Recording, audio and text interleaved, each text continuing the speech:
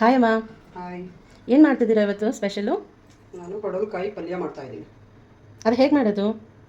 ಮಾಡ್ತೀನಿ ನೋಡು. ಫಸ್ಟು ಎಣ್ಣೆ ಹಾಕಬೇಕು, ಆಯಿಲು, ಹ್ಞೂ. ಗೋಲ್ಡ್ ವಿನ್ನರ್ ಆಯಿಲ್ ಹಾಕ್ತೀನಿ. ಓಕೆ. ಆಮೇಲೆ ಸಾಸಿವೆ ಹಾಕ್ತೀನಿ.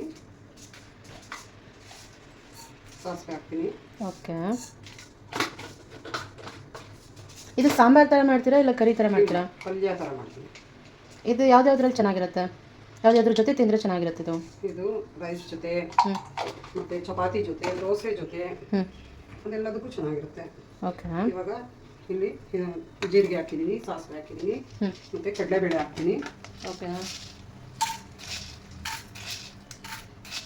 ಕಡಲೆಬೇಳೆ ಜಾಸ್ತಿ ಹಾಕೋಬೇಕಾ? ಕಡಲೆಬೇಳೆ ಸ್ವಲ್ಪ ಚೆನ್ನಾಗಿರುತ್ತೆ ಅಂತ. ಜಾಸ್ತಿ ಹಾಕಿದರೆ ಸ್ವಲ್ಪ ಚೆನ್ನಾಗಿರುತ್ತೆ. ಓಕೆ.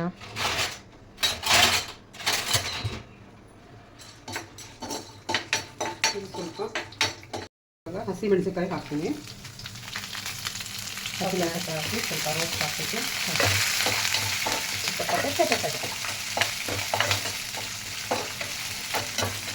ಇವಾಗ ಈರುಳ್ಳಿ ಹಾಕ್ತೀನಿ. ಈರುಳ್ಳಿ ಇಷ್ಟು ಚಿಕ್ಕದಾಗಿ ಮಾಡಿದರೆ ಚೆನ್ನಾಗಿರುತ್ತೆ. ಓಕೆ.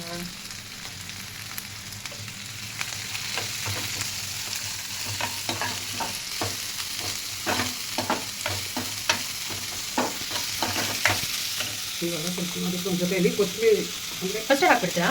ಫಸ್ಟೇ ಹಾಕಿದರೆ ಸ್ವಲ್ಪ ಅದ್ರ ಜೊತೆ ರೋಸ್ಟ್ ಆಗುತ್ತಲ್ಲ, ತುಂಬ ಚೆನ್ನಾಗಿರುತ್ತೆ.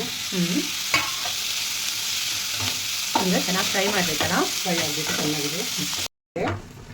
ಇವಾಗ ಇದಕ್ಕೆ ಪಡವಲಕಾಯಿ ಸಣ್ಣದಾಗಿ ಹೆಚ್ಚಿಟ್ಟಿರೋ ಪಡವಲಕಾಯಿ ಹಾಕಬೇಕು. ನೀವು ತಟ್ಟೆನೇ ಕಾಣಿಸ್ತಿದೆ, ಸೈ ಕೊಡ್ತಿಲ್ಲ. ಪೂರಿ ಸಣ್ಣ ಮಾಡಿರ್ಬೇಕಾ ಇದನ್ನ ಹಾಕ್ಬೇಕಂದ್ರೆ? ಫಸ್ಟು ಹಾಕೋರ ಸಿಡಿಯುತ್ತೆ ಅಂತ ಸಣ್ಣ ಮಾಡೋದು. ಓಕೆ. ಆಮೇಲೆ ಜೋರು ಮಾಡಿರ್ತೀನಿ.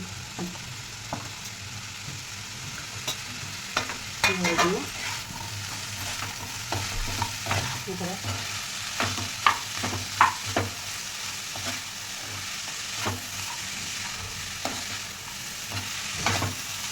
ಇದು ಎಷ್ಟು ತಗೋಬಿಡ್ತೀವಿ ಈಗ ಚೆನ್ನಾಗಿ ಬೇಯೋಕ್ಕೋಸ್ಕರ? ಒಂದು 10 ಮಿನಿಟ್ಸ್ ಇಡ್ತೀನಿ. ಇದಕ್ಕೆ ಸಾಲ್ಟ್ ಹಾಕಿದರೆ ಬೇಗ ಬೇಯುತ್ತೆ ಅಂತ. ಓಕೆ. ಇಷ್ಟು ಸಾಲ್ಟ್ ಹಾಕಿದರೆ ನಮಗೆ ರುಚಿ ತಕ್ಕಷ್ಟು ಎಷ್ಟು ಬೇಕಷ್ಟು ಸಾಲ್ಟ್ ಹಾಕಿದ್ರೆ ಬೇಗ ಬೇಯುತ್ತೆ.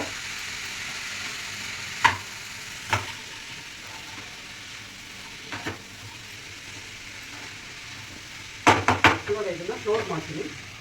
ಸರಿ. ಸ್ವಲ್ಪ ಬೇಯಬೇಕದು. ಬೇಯಿಸಿದ್ದೀನಿ. 5 ಮಿನಿಟ್ ಆಗಿದೆ ಇವಾಗ ಇದು. ಇದ್ರ ಜೊತೆ ಟೊಮೊಟೊ ಹಾಕ್ಬೇಕು. ಓಕೆ. ಈಗ ಮತ್ತೆ ಅದನ್ನು ಬೇಯಕ್ಕೆ ಬಿಡ್ತೀರಾ? ಹೌದು. ಅಂದರೆ ಮಿನಿಮಮ್ 10 ಮಿನಿಟ್ಸಲ್ಲಿ ಇದು 5 ಮಿನಿಟ್ಸ್ ಬೆಂದಿರುತ್ತೆ, ಮತ್ತು ಇನ್ನು 5 ಮಿನಿಟ್ಸ್ ಟೊಮೆಟೊ ಹಾಕಿ ಬೇಯಿಸ್ತೀರಾ? ಓಕೆ. ಇದನ್ನು ಲಿಡ್ ಕ್ಲೋಸ್ ಮಾಡಿ ಬೇಯಿಸ್ತೀರಾ? ಹೌದು. ವಾವ್, ಚೆನ್ನಾಗಿ ಕಾಣ್ತಿದೆ ಕಲರ್. ಇವಾಗ ಮತ್ತೆ ಇದು ಲಿಡ್ ಕ್ಲೋಸ್ ಮಾಡಬೇಕು. ಓಕೆ. ಇವಾಗ ಇದು ತೆಗೆದುಬಿಟ್ಟು ಇದಕ್ಕೆ ಸ್ವಲ್ಪ ಬೆಂದಿದೆಯಾ? ಸಾಂಬಾರು ಪೌಡ್ರ್ ಹಾಕಬೇಕು. ಮತ್ತೆ 5 ನಿಮಿಷ ಬೇಯಿಸ್ಬೇಕು ಅದು. ಓಕೆ. ಇದು ಸ್ವಲ್ಪ ಸಾಂಬಾರು ಪೌಡ್ರು, ಮತ್ತು ಅರಿಶಿನ ಪೌಡ್ರು. ನಿಮಗಿದು ಯಾರು ಹೇಳ್ಕೊಟ್ಟಿದ್ದು ಐಡಿಯಾ ಇದೆಲ್ಲ? ನಾನೇ ಹೋಲಕ್ಕೆ ಕೊಡ್ತೀನಿ. ಓಹ್, ಅವಾಗವಾಗ ಪ್ರಯೋಗ ಮಾಡ್ತಿರ್ತೀರಾ? ಇದನ್ನ ತಿರುಗಿಸಿ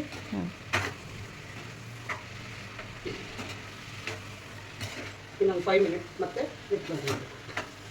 5 ಮಿನಿಟ್ಸ್.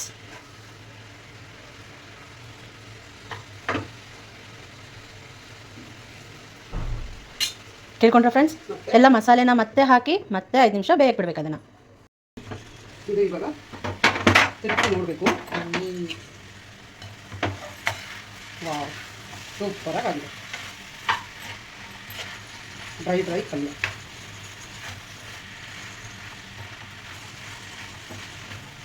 ಆಗಿದೆ. ಇವಾಗ ಇದು ಕ್ಲೋಸ್ ಮಾಡ್ತೀನಿ. ಮತ್ತೆ ಇಲ್ಲಿ ಅಷ್ಟರೊಳಗಡೆ ಚಪಾತಿ ಇಟ್ಟು ಕಲಿಸ್ಕೊಳ್ಳೋಣ. ಓಕೆ. ಸ್ವಲ್ಪ ಇದಕ್ಕೆ ಸಾಲ್ಟ್ ಹಾಕೋಣ.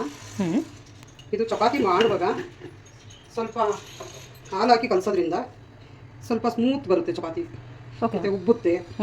ಹಾಗಾಗಿ ಸ್ವಲ್ಪ ಹಾಲು ಹಾಕಿ ಕಲಸೋಣ. ಸಾಫ್ಟ್ನೆಸ್ ಚಪಾತಿ ತುಂಬ ಜನ ಕೇಳ್ತಿರ್ತಾರೆ, ಸಾಫ್ಟ್ನೆಸ್ ಚಪಾತಿ ಬೇಕಂದ್ರೆ ಏನು ಮಾಡಬೇಕು ಅಂತ. ಸೊ ಸಾಫ್ಟ್ನೆಸ್ ಚಪಾತಿ ಬೇಕಂದ್ರೆ ಫ್ರೆಂಡ್ಸ್ ಕೇಳಿ, ಸ್ವಲ್ಪ ಇದನ್ನ ಗೋಧಿ ಹಿಟ್ಟು ಕಲಿಸ್ಕೊಬೇಕಾದ್ರೆ ಸ್ವಲ್ಪ ಹಾಲು ಹಾಕೋದ್ರಿಂದ ನಿಮಗೆ ಚಪಾತಿ ಎಲ್ಲ ಸಾಫ್ಟಾಗಿ ಉಬ್ಬುತ್ತೆ. ಬೆನಿಫಿಟ್ಸ್ ಇದೆ ಫ್ರೆಂಡ್ಸ್. ಇವಾಗ ಸ್ವಲ್ಪ ಸ್ವಲ್ಪ ನೀರು ಹಾಕಿ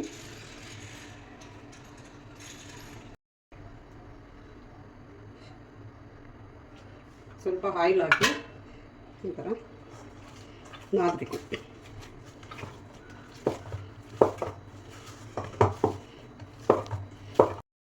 ಫಿಫ್ಟೀನ್ ಮಿನಿಟ್ ನೆನೆಯೋದಕ್ಕೆ ಇಡೋಣ. ಎಷ್ಟು ಚೆನ್ನಾಗಿ ಬಂದಿದೆ ಅಂದರೆ ಸೂಪರಾಗಿ ಬಂದಿದೆ.